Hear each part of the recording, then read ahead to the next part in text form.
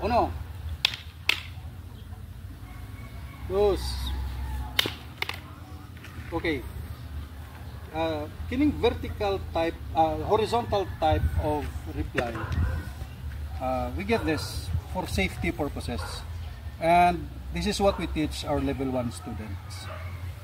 Balik.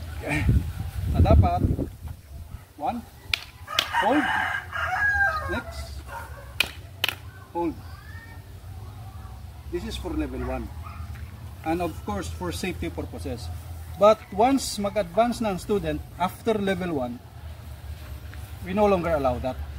This is how we do it. Those. So why? First,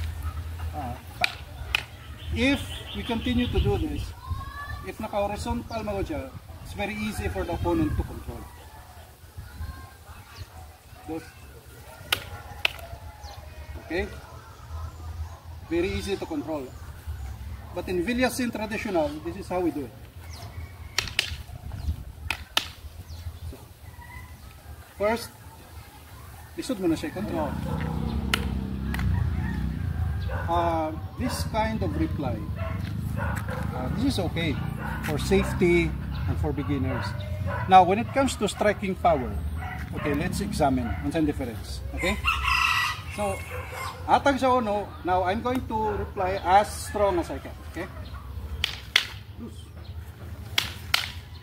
Now, if you know this, strong enough, but not really that strong because you hold mo man siya. You hold it on the middle. So, anto na siya. But, unlike in Villasin traditional,